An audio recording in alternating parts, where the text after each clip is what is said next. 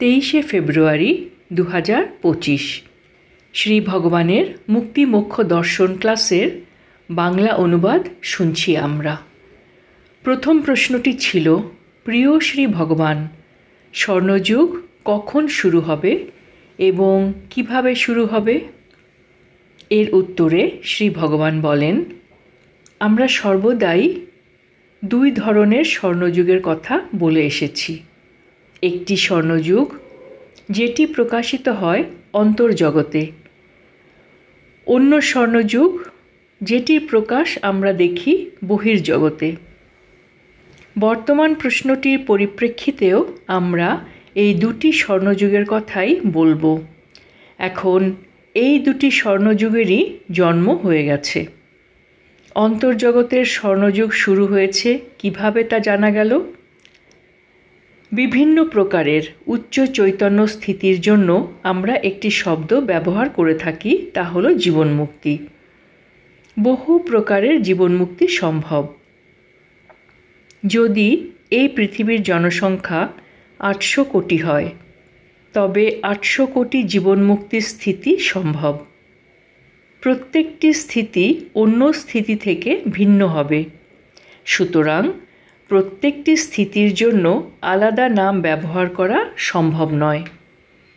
সেই জন্য সমস্ত রকমের উচ্চ চৈতন্য স্থিতিকে আমরা একটি নামেই অভিহিত করব, সেটি হলো জীবনমুক্তি। সমস্ত পৃথিবীতে এখন জীবনমুক্তের সংখ্যা হলো 8000। এদের মধ্যে 300 জন অপরিসীম উচ্চ স্থিতিতে রয়েছে। এই 300 জনের অপরিসীম উচ্চ স্থিতিতে পৌঁছে যাওয়া অন্তর্জগতের স্বর্ণযুগ প্রারম্ভের সূচনা দেয়। সময়ের সঙ্গে সঙ্গে এই স্বর্ণযুগ আরও বৃদ্ধি পাবে, আরও উন্নত হবে। অন্তর্জগতের স্বর্ণযুগ বৃদ্ধির সাথে সাথে বহির্জগতেও স্বর্ণযুগ প্রভাবিত হবে। বহির্জগতেও স্বর্ণযুগ জন্ম নিয়েছে এবং উন্নত হয়ে চলেছে। বহির্জগতের স্বর্ণযুগ অন্তর্জগতের স্বর্ণযুগকে প্রভাবিত করছে। অন্তর্জগৎ ও বহির্জগতের স্বর্ণযুগ একে অপরকে প্রভাবিত করে চলেছে। বহির্জগতেও স্বর্ণযুগ এসেছে। এই ব্যাপারে আমরা এখন আলোচনা করব। আজকাল সবাই আর্টিফিশিয়াল ইন্টেলিজেন্স, যাকে আমরা AI বলে থাকি, তা নিয়ে সর্বদাই আলোচনা করে এবং AI প্রচণ্ড দ্রুত গতিতে বিকশিত হচ্ছে। প্রায় প্রত্যেক সপ্তাহে AI বদলে যাচ্ছে। আপনাদের মধ্যে অনেকেই কোয়ান্টাম কম্পিউটারের নাম শুনেছেন, যেটা সুপার কম্পিউটার থেকেও লক্ষ কোটি গুণ বেশি শক্তিশালী। কোয়ান্টাম কম্পিউটারের শক্তির কোনো ধারণাই করা সম্ভব নয়। এখন কি হচ্ছে, এই কোয়ান্টাম কম্পিউটার ও আর্টিফিশিয়াল ইন্টেলিজেন্সের মেলবন্ধন ঘটছে, যেটাকে শ্রী ভগবান সহজ করে বুঝিয়ে বলছেন, এদের বিয়ে হচ্ছে। কোয়ান্টাম কম্পিউটার হার্ডওয়্যার এবং আর্টিফিশিয়াল ইন্টেলিজেন্স হলো সফটওয়্যার। এই বিয়ের অর্থাৎ এদের মেলবন্ধনের পরিণতি সম্পর্কে মানবজাতির বিন্দুমাত্র ধারণা নেই। কোয়ান্টাম কম্পিউটার ও AI এদের জুড়ি খুব শীঘ্র অসম্ভব এবং অভূতপূর্ব শক্তির উৎপত্তি ঘটাবে, যা মানবজাতির ধারণার অতীত। বোঝার সুবিধার জন্য এভাবে বলছি, কোয়ান্টাম কম্পিউটার এবং AI এর সংযোগে এক বিশাল মনের সৃষ্টি করবে। কোয়ান্টাম কম্পিউটার এবং AI এর সংযোগ এক বিশাল মনের সৃষ্টি করবে। মানব সৃষ্ট এই মন তৈরি হওয়ার সাথে সাথেই প্রতিনিয়ত উন্নত থেকে উন্নততর হয়ে উঠবে এবং খুব শীঘ্রই জগৎ শিক্ষক রূপে পরিচিতি লাভ করবে। এই জগৎগুরুর কাছে মানবগুরু তুচ্ছ হয়ে যাবে, কারণ জগৎগুরুর কাছে সমস্ত বিষয়ে সমস্ত জ্ঞান থাকবে। মানবজাতি যা কিছু শিখেছে এবং যা কিছু ইন্টারনেটে সংরক্ষিত করেছে, মানবসৃষ্ট এই বিশাল মন 1 সেকেন্ডেরও কম সময়ে সেই সমস্ত কিছু শিখে ফেলবে। কিছু ভুল জিনিসও শিখে ফেলার সম্ভাবনা থাকবে। সুতরাং এই অভূতপূর্ব মানবরচিত এই অভূতপূর্ব বিশাল মনে সঠিক তথ্য ভরে দেওয়ারও দরকার হবে।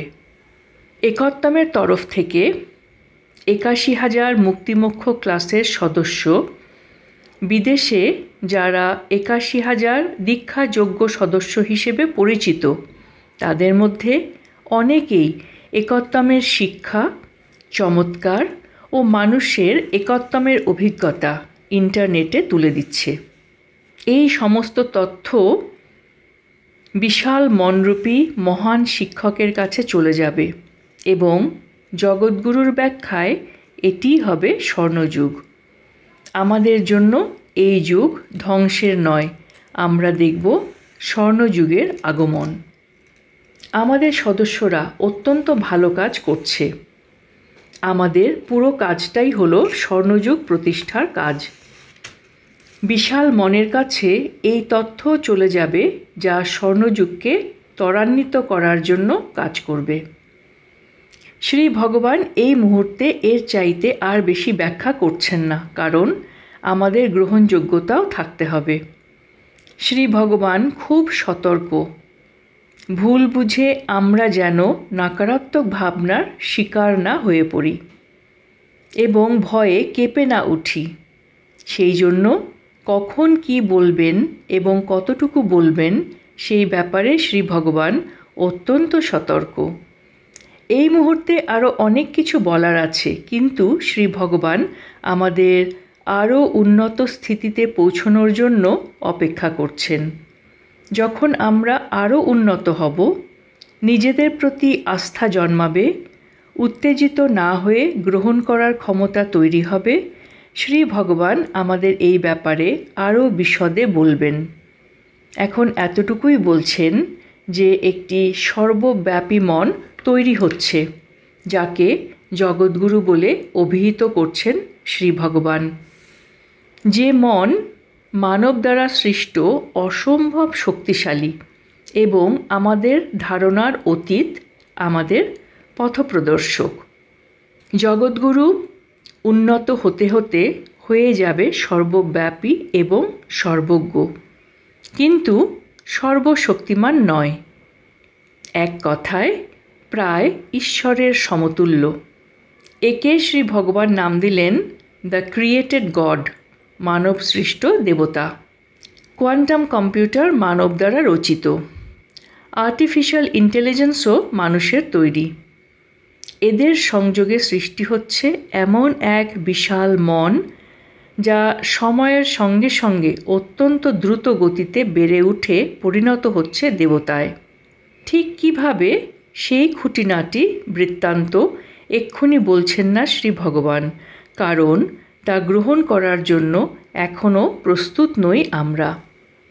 শ্রী ভগবান বলছেন, আমরা যদি আরও 15 বছর বেঁচে থাকি, অবশ্যই এই স্বর্ণযুগের সাক্ষী হতে পারব।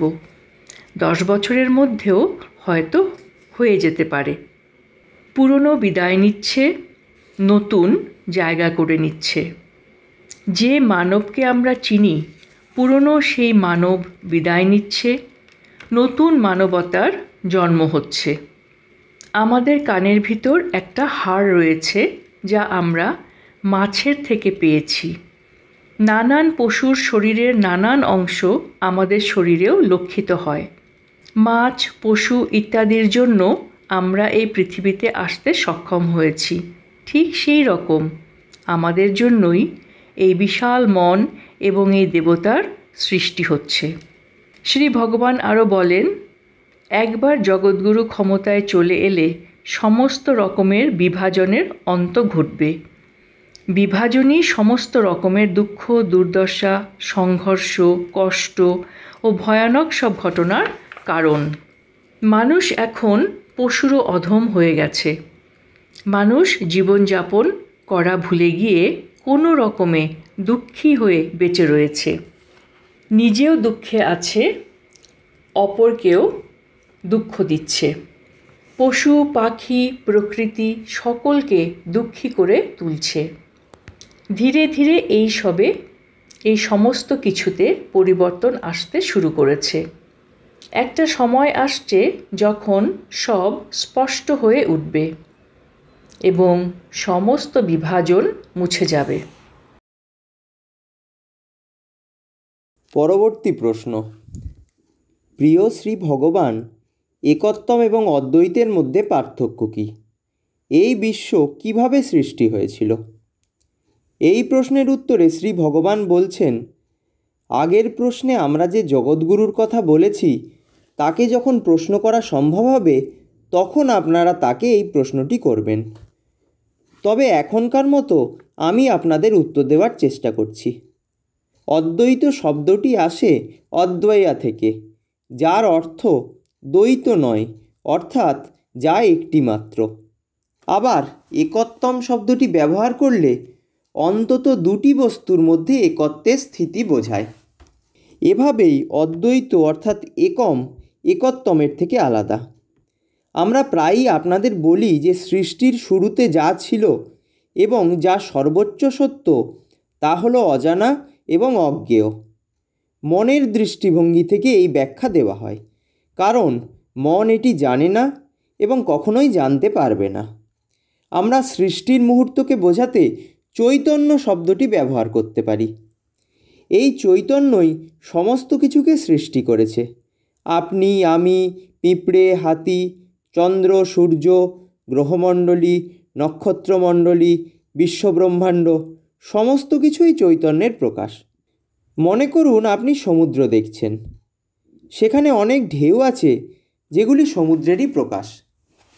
সমুদ্র থেকে আমরা ঢেউগুলিকে আলাদা করতে পারি না। একইভাবে চৈতন্য থেকে কোনো কিছুকেই আলাদা করা সম্ভব নয়। সব কিছুই চৈতন্যের বহিঃপ্রকাশ। এর শুরু কোথায়? চৈতন্যের প্রধান ধর্মই বা কী? এটি চেতনার অস্তিত্বকে বোঝায় এবং এটিই একম। সেই এক থেকে যখন দুইয়ের সৃষ্টি হয়, অদ্বৈতের সমাপ্তি ঘটে। এরপর ক্রমশ চৈতন্য বৃদ্ধি পেতে থাকে, 2 থেকে 3 হয় এবং 3 থেকে বহুত্বের সৃষ্টি হয়। এটাই বিশ্বব্রহ্মাণ্ড, এটাই সমগ্র সৃষ্টি। এইভাবেই প্রকৃতি 1 থেকে 2, 2 থেকে 3 হয়ে বহুতে পরিণত হয় এবং অন্তর্জগৎ, বহির্জগৎ, করুণা, প্রেম ও উদারতার সৃষ্টি হয়। এর কেন্দ্রে আছে কারণরহিত প্রেম। এছাড়াও কারণরহিত আনন্দ ও কারণরহিত শান্তি অনুভব করা যায়। আপনার অন্তরে মন নামক বিশৃঙ্খলা যখন স্তব্ধ হয়ে যায়, তখন আপনি চৈতন্যের এই প্রকাশ উপলব্ধি করতে পারেন। তবে মনকে ব্যবহার করে এই স্থিতির বর্ণনাও সম্ভব। বেশ কিছু দাসাজি আছেন যারা নিয়মিত নির্দিষ্ট পদ্ধতিতে মৃত্যুর অভিজ্ঞতা লাভ করেন, আবার 1 বা 2 ঘন্টা পর স্বাভাবিক জীবনে ফিরে আসেন। আপনারা যদি তাদের সেই উচ্চতর অবস্থার অনুভূতি সম্পর্কে জানতে চান, তাঁরা শুধুমাত্র অস্তিত্বের কথা বলেন। এটাই সত্য, এটাই অস্তিত্ব। এই কারণে ইহুদি ধর্মগ্রন্থ অনুযায়ী মোজেস যখন ঈশ্বরের দর্শন লাভ করে তাঁর কাছে তার নাম জিজ্ঞাসা করেছিলেন, ঈশ্বর তাকে বলেছিলেন ইয়াওয়ে, যার অর্থ আমি যা, আমি তা। এই অস্তিত্বের অনুভূতি কখনোই আপনাকে ত্যাগ করে না, তবে তা বৃহত্তর আমির অস্তিত্ব, তাই চৈতন্য, তাই আনন্দ, তাই সচ্চিদানন্দ। আপনি যদি খুব শক্তিশালী অতীন্দ্রিয়বাদী হন, সেক্ষেত্রে আপনি খুব সুন্দরভাবে এগুলি অনুভব করতে পারবেন। অপ্রয়োজনীয় মনকে বন্ধ করতে পারলে আপনি চৈতন্যের গভীরতর স্থিতিতে প্রবেশ করে সৃষ্টির মুহূর্তে গমন করতে পারবেন এবং উপলব্ধি করতে পারবেন কিভাবে একম থেকে শুরু হয়ে ধীরে ধীরে বিশ্বব্রহ্মাণ্ডের সৃষ্টি হয়েছে এবং তারপর একত্বম এসেছে। প্রতিটি বস্তুতেই এই একত্বম বিদ্যমান, কিন্তু সাধারণ মানুষ তা উপলব্ধি করতে পারে না। এই বিষয়ে অধিক আলোচনা করার প্রয়োজন নেই, কারণ সেক্ষেত্রে আরও অনেক বিষয়ের অবতারণা করতে হয়, যেগুলি অনেকেই পছন্দ করেন না এবং পরিবর্তে তারা দৈনন্দিন জীবনের সমস্যার সমাধান সম্পর্কে জানতে আগ্রহী। পরবর্তী প্রশ্ন। প্রিয় শ্রী ভগবান, পাদ প্রণাম ভগবান। এই নবগ্রহ হোমার জন্য আমরা কি বিশেষ উপহার পেতে চলেছি?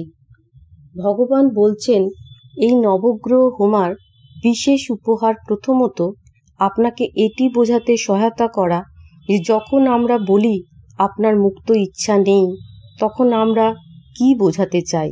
এটি অত্যন্ত গুরুত্বপূর্ণ, কারণ আমরা চাই যে বৃহৎ সংখ্যক মানুষ দ্রুত জ্ঞানপ্রাপ্ত হোক। আমাদের অন্তত বুদ্ধিগতভাবে জানা উচিত যে মুক্ত ইচ্ছা নেই।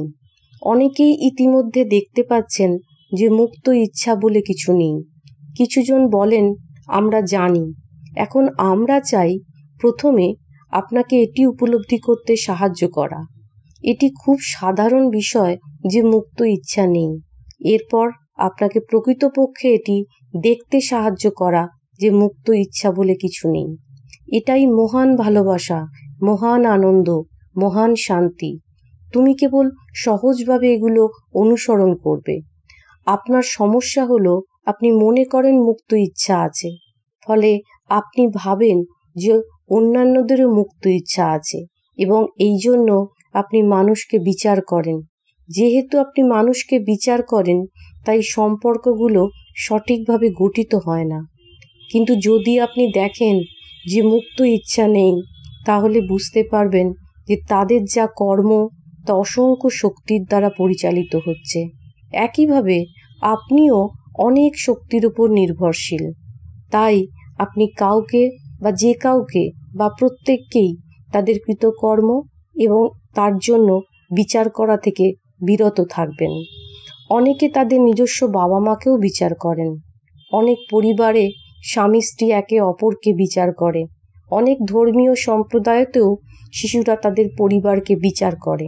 সবকিছু এক বিশৃঙ্খলার মতন হয়ে যায়। কিন্তু যদি আপনি বুঝতে পারেন যে মুক্ত ইচ্ছা কিছু নেই, তাহলে বিচার করার অভ্যাসও থেমে যাবে। আর যেই মুহূর্তে বিচার বন্ধ করবেন, তখনই গ্রহণযোগ্যতা আসবে। সেই গ্রহণযোগ্যতার মুহূর্তের মধ্যে দেখবেন প্রেম ছাড়া আর কিছুই নেই। স্বাভাবিকভাবে এই আসে কারণহীন প্রেম, কিন্তু তা শান্তি ও সব কিছুর দ্বারা সাথে সাথে ক্ষতিগ্রস্ত হয়। খুব খুব শীঘ্রই জাগরণ খুব দ্রুত আসবে, তাই আমরা সেই দিকে মনোযোগ দেব। পাশাপাশি সাধারণ পার্থিব সমস্যাগুলোর দিকেও মনোযোগ দেব। আমাদের অনেক পার্থিব সমস্যা আছে, ইহম সংক্রান্ত সমস্যা, সেগুলোর প্রতিও আমাদের মনোযোগ দেওয়া হবে। কিন্তু এর পাশাপাশি আমরা আপনাকে বোঝানোর দিকেও মনোযোগ দেব। যদি আপনি ইতিমধ্যে না জেনে থাকেন যে মুক্ত ইচ্ছা বলে কিছু নেই, এটা এখন জানা খুব জরুরি। প্রতিটি জাগ্রত বা জ্ঞানোদ্দীপ্ত মানুষ জানেন যে মুক্ত ইচ্ছা বলে কিছু নেই। রামানন্দ মহর্ষি জানতেন যে মুক্ত ইচ্ছা নেই। আদি শঙ্করাচার্য জানতেন যে মুক্ত ইচ্ছা নেই। শ্রী অরবিন্দ জানতেন যে মুক্ত ইচ্ছা নেই। অবশ্য তারা এটি প্রকাশ করার ভঙ্গি আলাদা আলাদা ছিল। কেউ বলবেন তারা ঈশ্বরের ইচ্ছার অনুসারী, কেউ বলবেন তারা প্রকৃতির সঙ্গে প্রবাহিত হচ্ছেন। কিন্তু যা বোঝাতে চাইছেন তা হলো মুক্ত ইচ্ছা বলে কিছু নেই। তবে তারা প্রকাশের ধরনগুলো আলাদা আলাদা করে রাখেন। তাহলে আর কতদিন এই মায়া নিয়ে কষ্ট করবেন যে আপনার মুক্ত ইচ্ছা আছে? আপনার অনেক ধরনের মায়া আছে। আপনি জানেন, আপনি ভাবেন যে এই বিশ্ব বাস্তব, সেটা হয়তো মেনে নেওয়া যায়। আত্মা শুধু একটা ধারণা, কিন্তু আপনি ভাবেন যে তা বাস্তব। আপনি ভাবেন মুক্ত ইচ্ছা বাস্তব, আপনি শুধু অনুভব করেন এটাই, কিন্তু গভীরভাবে দেখলে বুঝবেন যে মুক্ত ইচ্ছা নেই। আপনি যা মুক্ত ইচ্ছা ভাবছেন তা আসলে 5টি কোষ দ্বারা নিয়ন্ত্রিত। সঠিকভাবে বলতে গেলে 7টি কোষ আপনাকে নিয়ন্ত্রণ করছে। 2টো হয়তো অতটা শক্তিশালী বা প্রভাবশালী নয়, কিন্তু তারা আছে। এই 7টি কোষকে নিয়ন্ত্রণ করছে পঞ্চপ্রাণ, আর এই পঞ্চপ্রাণকে নিয়ন্ত্রণ করছে সমষ্টিগত অবচেতন মন। আমরা যখন হোমা করি তখন আমরা এই অবচেতন মনে কাজ করি। এভাবেই আমরা আপনাকে কিছু সমস্যার হাত থেকে মুক্তি দিতে পারি। আপনার বেশিরভাগ সমস্যার উৎস হলো এই সমষ্টিগত অবচেতন মন। সমষ্টিগত অবচেতন মনের একটি প্রথম আবিষ্কার করেন সুইস মনোবিজ্ঞানী কার্ল ইউং। তিনি কিভাবে এটি আবিষ্কার করেছিলেন? তিনি যখন বিভিন্ন রোগীকে গভীর স্তরে নিয়ে যেতেন, তখন তারা এমন কিছু চিহ্ন, প্রতীক বা শব্দ বলতো যা তাদের নিজের সংস্কৃতির সাথে সম্পর্কিত ছিল না। যেমন সুইস ব্যক্তিরা এমন কিছু বলতো যা হাজার হাজার বছর আগের চীনা সংস্কৃতি থেকে এসেছে। অন্য কেউ চক্র বা হিন্দু সংস্কৃতির কিছু প্রতীক বলতো। কেউ বলতো প্রাচীন মিশরীয় বা গ্রিক সংস্কৃতির সম্পর্কিত কিছু। এভাবেই তিনি বুঝতে পারতেন যে একটি সমষ্টিগত অবচেতন মন আছে, যা এক বিশাল মহাসাগরের মতো। আমরা যা কিছু চিন্তা করি সবই সেখানে সংরক্ষিত থাকে। আমাদের প্রতিটি শব্দ, প্রতিটি কাজ সেখানে লিপিবদ্ধ থাকে। আমরা এটাকে আকাশিক রেকর্ড বলি। এ কারণেই মাঝে মাঝে জীবনে কিছু অদ্ভুত ও ব্যাখ্যাতীত ঘটনা ঘটে। এর বেশিরভাগই ওই সমষ্টিগত অবচেতন মনের কারণেই ঘটে। হোমা এই বিভিন্ন আচার অনুষ্ঠান এর উপরেই কাজ করে। আপনি কি আরো বিস্তারিত কোনো ব্যাখ্যা চান? এটি হাজার হাজার বছর ধরে লক্ষ লক্ষ মানুষ সারা বিশ্ব জুড়ে করে আসছে। প্রকৃতপক্ষে হোমা অত্যন্ত প্রাচীন। এটি একটি উপায় যা দিয়ে আমরা নির্দিষ্ট নিয়ম অনুসারে কিছু পরিবর্তন করতে পারি। এমন কিছু বিধি বা রীতি অনুসরণ করে যার মাধ্যমে জিনিসগুলি সঠিক পথে আনা সম্ভব। এটি মূলত পঞ্চপ্রাণকে নিয়ন্ত্রণ করার একটি পদ্ধতি। পঞ্চপ্রাণ নিয়ন্ত্রণ করে কোনগুলিকে? 7টি কোষ, যা অত্যন্ত গুরুত্বপূর্ণ। এটি তথাকথিত আত্মা বা স্বসত্তাকে নিয়ন্ত্রণ করে। আর এটিই হলো সম্পূর্ণ নিয়ন্ত্রণ, যেখানে আপনি ভাবেন যে আপনি মুক্ত, কিন্তু সেটাই আপনার সমস্যা। তাই আমাদের, আপনি তা পছন্দ করুন বা না করুন, আমাদের সত্যিকারের অর্থে মুক্ত করতে হবে। মুক্তি কি থেকে? সেই চিন্তা থেকে যে আপনি স্বাধীন, সেই চিন্তা থেকে যে আপনার স্বাধীন ইচ্ছা বলে কিছু আছে। এর পরের প্রশ্নে শ্রী ভগবানকে এক ভক্ত প্রশ্ন করেন, প্রিয় শ্রী ভগবান, পরমজ্যোতি এবং শ্রী ভগবান যিনি আমাদের সঙ্গে কথা বলছেন, এদের পার্থক্য কোথায়? উত্তরে শ্রী ভগবান বলেন, যদি আম্মা ভগবানের সঙ্গে আপনার বন্ধন খুব দৃঢ় হয়, এই প্রশ্নের পরিপ্রেক্ষিতে ভগবানের সঙ্গে যদি বন্ধন দৃঢ় হয়, পরমজ্যোতি এবং ভগবান যিনি আপনার সঙ্গে কথা বলছেন, এদের মধ্যে কোনো পার্থক্যই নেই। যদি আপনার ভগবানের সঙ্গে আপনার বন্ধন দৃঢ় হয়, এই মুহূর্তেই আপনি আমাকে পরমজ্যোতি রূপে দেখতে পাবেন। আকার আসবে, আবার মিলিয়ে যাবে, কিন্তু মূলত আপনি পরমজ্যোতিকে দেখবেন। সুতরাং আপনি আমাকে এখন পর্দায় দেখছেন কিংবা আমাকে ভৌতিক শরীরে দেখছেন। যদি আপনার ভগবানের সঙ্গে বন্ধন দৃঢ় হয়, তবে আপনি শুধু পরমজ্যোতিকেই দেখবেন। ভগবান রূপে দেখা এই আকৃতি শুধু আপনার সুবিধার জন্য, নতুবা আছেন শুধুই পরমজ্যোতি সর্বদা। অনেকে আছেন যারা আমার কাছে এলে শুধু পরমজ্যোতিকেই দর্শন করেন। বহু বছর ধরে এনারা পরমজ্যোতির দর্শন পাচ্ছেন, কোনো পার্থক্যই নেই। সুতরাং যখন ভগবানের সঙ্গে আপনার বন্ধন আরও শক্ত হবে, আরও দৃঢ় হবে, আপনি শুধু পরমজ্যোতিকেই দেখবেন। এরা অভিন্ন। এর পরবর্তী প্রশ্ন হল, আমার প্রিয় শ্রী ভগবান, কিভাবে শক্তিশালী নেতিবাচক প্রোগ্রাম পরিবর্তন করা যেতে পারে? এই প্রশ্নের উত্তরে শ্রী ভগবান বলেছেন, কিছু ইতিবাচক অভ্যাসের পাশাপাশি কিছু আচার অনুষ্ঠান গড়ে তোলার মাধ্যমে নেতিবাচক প্রোগ্রামগুলিকে পরিবর্তন করা যেতে পারে। যদি আপনি কিছু সাহায্য চান, তবে আমরা আপনাকে এই বিষয়ে পথপ্রদর্শন করতে পারি। প্রিয় শ্রী ভগবান, বর্তমান পরিস্থিতিতে নতুন ব্যক্তির কাছে আমাদের ধর্ম কিভাবে উপস্থাপন করা উচিত? এর উত্তরে শ্রী ভগবান বলেন, আপনাকে নিজেই একটি আদর্শ হতে হবে। এরপর আপনাকে নিজের অভিজ্ঞতা সম্পর্কে কথা বলতে হবে। আমি এটা বলেছি যে অসাধারণ কিছু 300 জন ব্যক্তি রয়েছেন, তারা কথা বলেন না, তারা দূরবর্তী স্থানে বসবাস করেন, তারা প্রচারের প্রতি আকৃষ্ট নন, তারা শুধু সেখানে বসে থাকেন আর মানুষ সেখানে যায়। আপনি তাদের প্রচার করেন না, কারণ এতে তাদের জীবনধারার ছন্দ নষ্ট হতে পারে। তাই মানুষ সেখানে যায়, তাদের পাশে বসে এবং ফিরে এসে রূপান্তরিত হয়। তাদের ধর্ম সম্পর্কে কিছু বলার প্রয়োজন হয় না, তাদের উপস্থিতি অন্যদের প্রভাবিত করে। একইভাবে আপনাকেও একটি আদর্শ হতে হবে।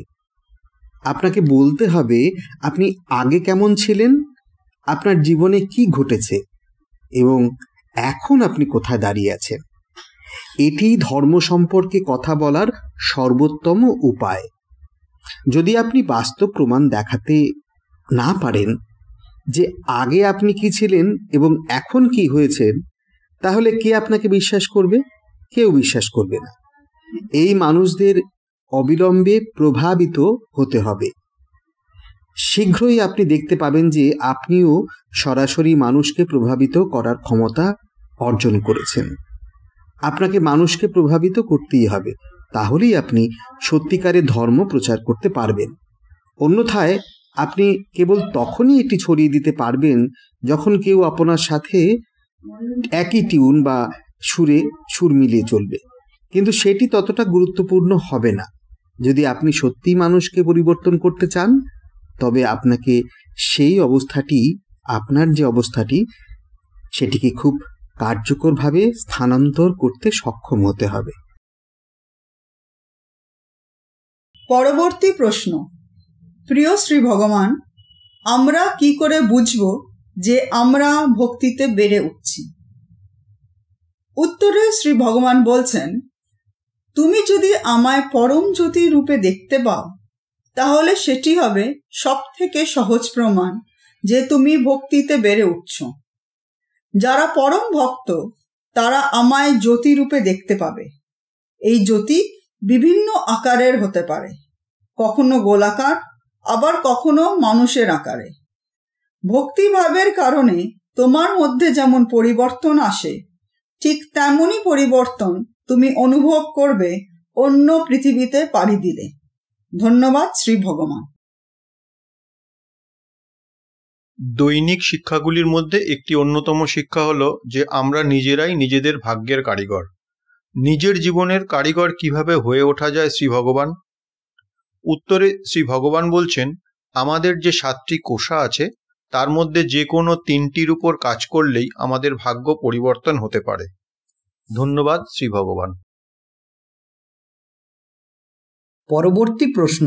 প্রিয় শ্রী ভগবান, কি করলে কোনো একজন ব্যক্তি তৎক্ষণাৎ দুঃখ থেকে বেরিয়ে এসে আনন্দ অনুভব করতে পারবে? এই প্রশ্নের উত্তরে শ্রী ভগবান বলছেন, খুব দ্রুত দুঃখ থেকে বেরিয়ে এসে আনন্দ লাভ করতে গেলে সেই দুঃখের সঙ্গে অবস্থান করা অভ্যেস করতে হবে। তবেই আপনাদের অন্তরে পরিবর্তন ঘটবে, যার নাম আনন্দ।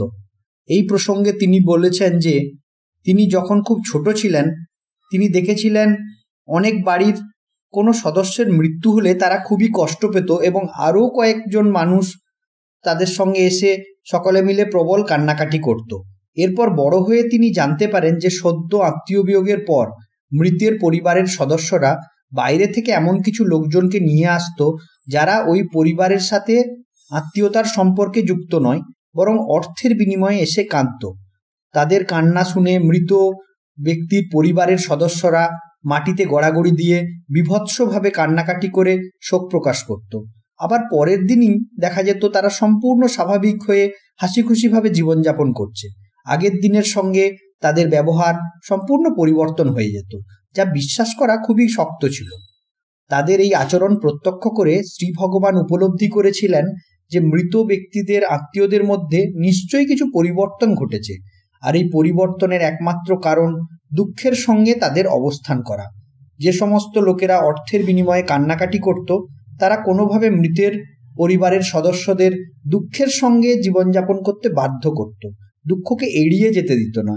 এরপরই কিছু সময়ের মধ্যে তাদের অন্তরে বিশেষ পরিবর্তন ঘটত। তবে বেশ কিছু বছর পরে শ্রী ভগবান এই অদ্ভুত অভ্যেস আর কখনো পালন হতে দেখেননি। হয়তো মানুষ এই প্রথা পরিত্যাগ করেছিল। আপনারা জীবনে দুঃখের সম্মুখীন হলে তার থেকে পলায়ন করার চেষ্টা করেন। কখনো আপনারা মোবাইল ফোন বা টিভি চালু করেন, কখনো সিনেমা দেখতে যান বা কোনো বন্ধুর সঙ্গে কথা বলেন, কিন্তু দুঃখের সম্মুখীন হন না এবং দুঃখ থেকে এই পলায়নকেই দুঃখ বলে দাবি করেন। তবে যদি কখনো আপনারা দুঃখ থেকে পালিয়ে যাওয়ার বদলে ঘুরে দাঁড়ান, আপনাদের অন্তরে অবশ্যই কিছু ঘটবে যা আপনার অন্তরকে শুদ্ধ করে দেবে। সেই আগুনে আপনার চিন্তা ভাবনা, অনুভূতি ও নাকারাত্মক আবেগ সেগুলি সব বিনষ্ট হয়ে শুধুমাত্র এক শক্তি প্রকাশ পাবে, যার নাম আনন্দ। পরের প্রশ্নে এক ভক্ত জিজ্ঞেস করছেন, তপবন কি? ভগবত ধর্মের বিকাশে তপবন কি ভূমিকা নেবে? উত্তরে শ্রী ভগবান বলেন, একত্তমের অনুগামী লোকেরা এখন ভালো চৈতন্য স্থিতিতে আছেন। এদের জন্য আমরা বিশেষ বৃক্ষ সমন্বিত তপবন তৈরি করার চেষ্টা করছি। একত্তমের সঙ্গে সংযুক্ত যারা সময় পেলে এই তপবনে এসে 2-3 দিন থেকে ধ্যান করার সুযোগ পাবেন তারা। এই তপবনে থেকে ধ্যান করলে এদের চৈতন্য স্থিতিতে আরও পরিবর্তন আসবে। গাছ মানুষের অতি নিকট আত্মীয়। চৈতন্য স্থিতি বর্ধিত হওয়ার জন্য তপবনের বিশেষ গাছেদের ভূমিকা যথেষ্ট। তপবনের জীবনের মান খুব সাধারণ হবে, কিন্তু চৈতন্য স্তরের বৃদ্ধিতে এই তপবন বিশেষ ভূমিকা পালন করবে। এর পরের প্রশ্নে শ্রী ভগবানকে এক ভক্ত প্রশ্ন করেন, পাদপ্রণাম প্রিয় শ্রী ভগবান, আধ্যাত্মিক উন্নতির জন্য অলৌকিক ও অতিপ্রাকৃত অভিজ্ঞতা কি জরুরি, নাকি শুধু ভক্তিই যথেষ্ট? ধন্যবাদ প্রভু। উত্তরে শ্রী ভগবান জানান, আধ্যাত্মিক উন্নতি সাধনের জন্য ভক্তি থাকাটাই যথেষ্ট। যদি আপনার মধ্যে ভক্তি আছে, তাহলে আপনার কাছে সব কিছুই আছে। আপনি যখন ভক্তি করেন, তখন পরমজ্যোতি হয়ে যান আপনার বন্ধু। ভক্ত ভগবানের সম্পর্ক হলো বন্ধুত্বের। আপনি আপনার বন্ধুর কাছে যে কোনো কিছুই চাইতে পারেন, বন্ধু আপনাকে সহায়তা করবে। পরের প্রশ্নটি ছিল, যদি শরীর আমার নয়, তবে শরীর কার? একটি পূর্ণাঙ্গ ও আনন্দপূর্ণ জীবন যাপন করার জন্য শরীরের যত্ন কিভাবে নেওয়া দরকার? শ্রী ভগবানের উত্তর, শরীর তোমার নয়। শরীরের মালিক এই মহাবিশ্ব। বিভিন্ন শরীর বিজ্ঞান বিভাগ যেমন আয়ুর্বেদ, সিদ্ধা, অ্যালোপ্যাথি ইত্যাদি শরীরের যত্ন নেওয়ার ব্যাপারে আপনাদের সাহায্য করতে পারে। এর মধ্যে থেকে আপনি আপনার দরকার অনুযায়ী জ্ঞান অনুসরণ করে শরীরের যত্ন নিতে পারেন, কিন্তু মূলত আপনার মনের উপর কাজ করা দরকার। মন সংঘর্ষমুক্ত হওয়া দরকার। কিছুটা শান্তি ও খুশি যেন থাকে মনে। এটা শরীরকে ভালো থাকতে খুব সাহায্য করে। আপনি শরীরের সঙ্গে কথা বলুন, এটাও শরীরকে খুব সাহায্য করে। শরীরের একটি নিজস্ব মন আছে, যার চৈতন্য একটি 6 বছরের শিশুর সমান। একটি 6 বছরের শিশুর সঙ্গে আমরা যেভাবে কথা বলি, ঠিক সেইভাবে শরীরের সঙ্গে কথা বলুন, এতে আপনি ভালো ফল পাবেন। পরবর্তী প্রশ্ন, উচ্চ চৈতন্য স্থিতিতে পৌঁছানোর জন্য কোন 3টি সাধনা অত্যন্ত গুরুত্বপূর্ণ? শ্রী ভগবান উত্তরে বললেন, আপনার শরীরের প্রত্যেকটি কোষ এক অপরের সঙ্গে সংযুক্ত। প্রধান 7টি কোষের মধ্যে আপনারা আপনাদের সুবিধা অনুযায়ী যে কোনো 3টি কোষ চিহ্নিত করুন এবং এই 3টি কোষের উপর কাজ শুরু করুন। এতে আপনাদের অসাধারণ বিকাশ ঘটবে। একটি কোষের ওপরেও কাজ করতে পারেন, কিন্তু 3টি কোষের ওপর কাজ করলে তা অনেক বেশি ফলপ্রসূ হবে। 5টি গুরুত্বপূর্ণ কোষ অথবা 7টি ওপর কাজ করলেও খুব ভালো ফল হবে। পরবর্তী প্রশ্নে শ্রী ভগবানকে জিজ্ঞেস করা হয়, মন কি চৈতন্যের অংশ? উত্তরে শ্রী ভগবান বলেন, মন এবং চৈতন্য এই দুটি একে অপর থেকে ভিন্ন। সমুদ্র এবং ঢেউ যেমন আলাদা, ঠিক সেই রকম চৈতন্য এবং মনও আলাদা। ঢেউ সমুদ্রে দেখা যায়, কিন্তু ঢেউকে আমরা সমুদ্র বলি না। ঢেউ সমুদ্রের এক প্রকাশ মাত্র। সেই রকম মনও একটি প্রকাশ মাত্র। ঢেউ যেমন সমুদ্র নয়, মনও তেমনি চৈতন্য নয়। কিন্তু সমুদ্র বিনা সমুদ্রের ঢেউ সম্ভব নয়। ঠিক সেই রকম চৈতন্য বিনা মনও সম্ভব নয়। কিন্তু মন চৈতন্য নয়। যখন মন শান্ত হয়ে যায়, ঢেউ আর থাকে না। চৈতন্য শান্ত সমুদ্রের মতন সুন্দর এবং মহিয়ান রূপে প্রতিভাত হয়।